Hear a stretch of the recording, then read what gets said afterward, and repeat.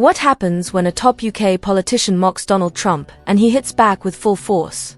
Angela Rayner thought her words would go unnoticed, but they triggered a political and economic storm. Trade tariffs, diplomatic tension, and a brutal backlash that exposed shocking hypocrisy inside the Labour Party. In today's video, we uncover how one reckless comment could cost the UK far more than expected. Stay with us, this story is just getting started. I think he said quite a lot of fruity things in the past as well. Look, I don't recognise that characterisation. I'm very proud of the election success that Labour had recently. We won votes across all different communities across the whole. Donald Trump is killing, thousands of Americans by giving them duff advice and his macho, I'm all right, and he should be ashamed of himself. Buffoon, ashamed of himself's embarrassment. I think that woman needs to look in a blimmin' mirror. Maybe Lord Ali can afford to buy her one.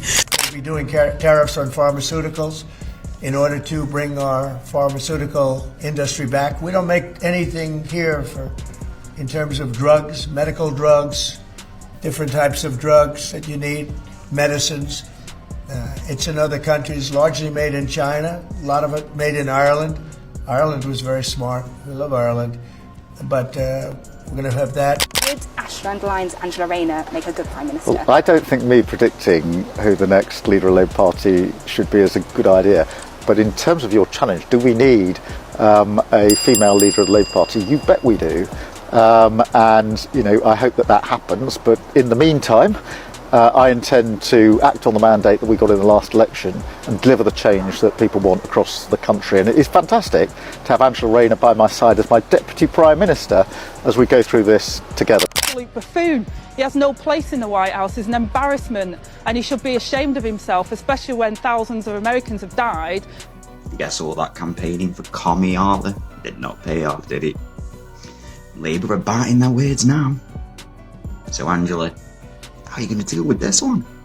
Looking at what's going on in Britain, whether it's talking about the clampdown on free speech, Elon Musk has gone to town on that one. Joe Rogan, the biggest podcast that you could listen to in the world, has been really making a big noise about what he sees as authoritarian rule in the UK. Add to that these extremely sort of toxic, irresponsible, reckless and unprofessional comments. I don't care whether it's coming from someone on the opposition benches and what position they held or didn't hold. It's just not becoming of an elected member.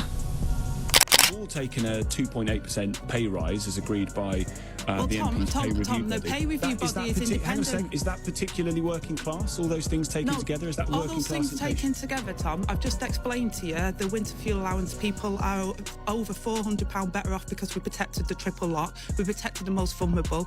I've just explained to you the welfare and the principles and the values that we will protect those that need it and make sure that they get the support, and we've got to make sure that people can get into work. And in terms of the pay rise, MPs do not have any control over that. That is completely independent of government, and that was brought in some years ago, and that is the rules on that. That is not nothing within our control on that.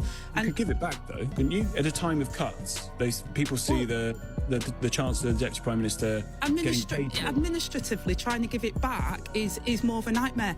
There have been infringements on free speech that actually affect not just the British, of course, what the British do in their own country is up to them, but also affect American technology companies and by extension American citizens. So that is something that we'll talk about today at lunch. We've had free speech for a very, very long time in the United Kingdom, and it will last for a very, very long time. Well, no, I mean, certainly we wouldn't want to reach across US citizens, and we don't, and that's absolutely right. But in relation to free speech in the UK, I'm very proud of our history there. Campaigning as a member of the Labour Party, it is very short-sighted to make these kind of comments about a major world leader if you're going to have to end up working with them. Now, I think that, as you say, Donald Trump obviously is someone who's someone who can move on, who can be a bit transactional, and so there's hope there. But I think it's interesting what it means for other people around him and his team, particularly when it comes to some of those intelligence and sensitive matters, because obviously with the defence apparatus between the two countries, the US and the UK, is so well interconnected. We wanted to have a little bit of what the European nations said. They get their money back by giving money. We don't get the money back. Biden made a deal. He put in $350 billion. And I thought it was a very unfair situation. We're not getting all of ours. I mean, quite a bit of ours was gifted. It was given. There were some lends, but mainly it was gifted. Actually. Here's the thing for you, Keir. Our taxpayers' money should not be gifted out to anybody. He's just openly admitted it was gifted. We're not going to get anything back from it. We're not going to gain anything from it. Just gifted. Make sure you all do the overtime at the weekend, people, because we need to gift more. This actually gives a very strong arm to Nigel Farage, doesn't it? Because we know that he does indeed have Sir Keir Starmer's ear, doesn't have it, it might do, you never know, does have Donald Trump's ear. And my understanding as well is there might have been a little bit of encouragement by Nigel Farage to say to Donald Trump, hey, have a look at this Chagos Island stuff, and guess what? He's looking at it. So this is going to create a bit of a headache for the Labour Party, because they're probably going to have to go and cosy up to Nigel Farage a little bit if they want to have an interlocutor who could be quite effective in that position.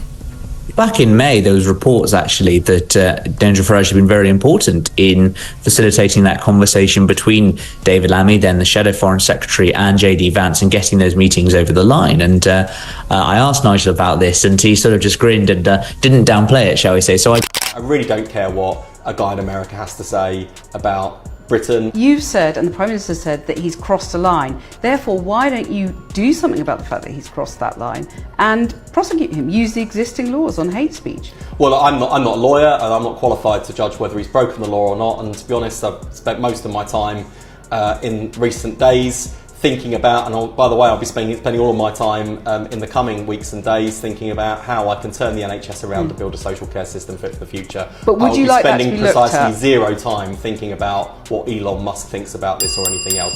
I really don't care what a guy in America has to say about Britain. What I care about is what we, the British government, can deliver for the British people, and that's what we're focused on. Except he's not just a guy in America, is he? He is going to be in Donald Trump's cabinet. Donald Trump should be, the Prime Minister's talked about him. So, now that you've seen Angela Rayner's explosive comments and the political chaos that followed, let's break it down.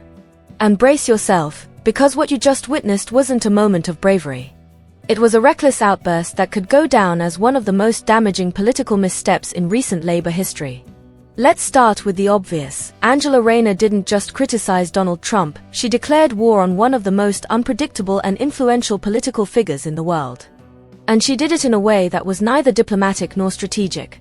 It was pure provocation, fueled by arrogance and wrapped in a false sense of moral superiority. Now here's where you, the British public, come in. Ask yourself, who paid the price for Rayner's words?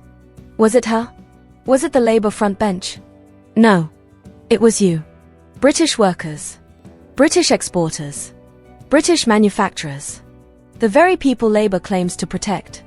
Trump doesn't play by the usual political rulebook. When he's insulted, he doesn't sulk, he strikes. And that's exactly what happened. He retaliated with trade tariffs that hit British industries hard. Steel. Aluminium. Pharmaceuticals. Real sectors. Real jobs. Real families feeling the pinch. All because of a few careless, macho comments from someone who should have known better. But let's not pretend Rayner acted alone. She is a symptom of a much deeper problem inside today's Labour Party, a culture of political showboating over strategic thinking. It's about virtue signalling, not policy. Headlines, not hard work. Cheap applause from Twitter, not long-term solutions for the British people. And where was Keir Starmer while this was happening? Watching silently from the wings, trying to play both sides. One moment praising Trump's stance on free speech in front of the cameras, the next moment quietly criticizing him behind closed doors. It's classic fence-sitting, and it's exactly why voters are losing trust in Labour's leadership. Let's be honest, you can't run a country on double standards.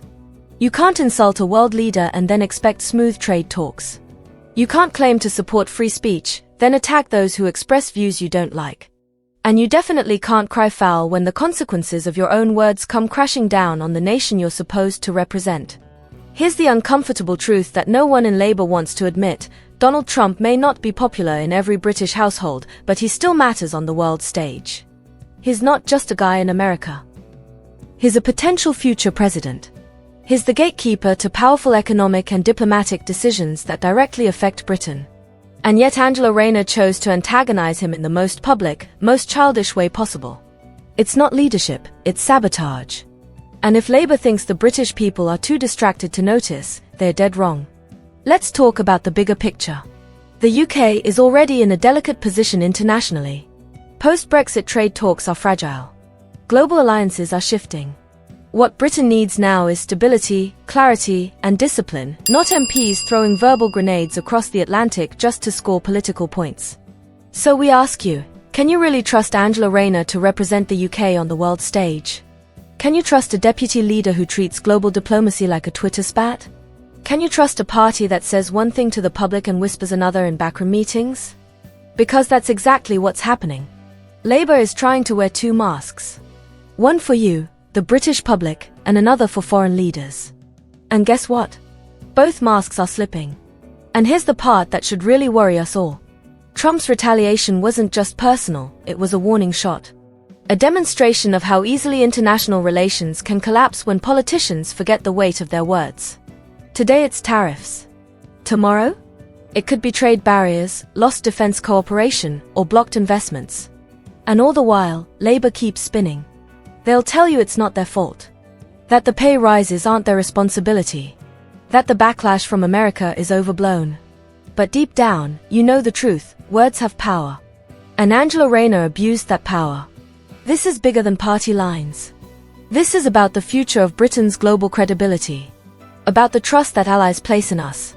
About whether the UK is seen as a serious player on the world stage or a nation that lets its second-in-command run her mouth without thinking of the consequences. You watched the video. You heard her words. You saw the fallout. So here's the final question. Do you feel safe with this kind of leadership? Because if not, then it's time to demand better. Demand accountability. Demand clarity. Demand that politicians start serving the people again, not themselves. If you agree, don't stay silent. Share this video. Talk about it. Get the message out. Because the future of Britain's global standing might just depend on how loud we shout today.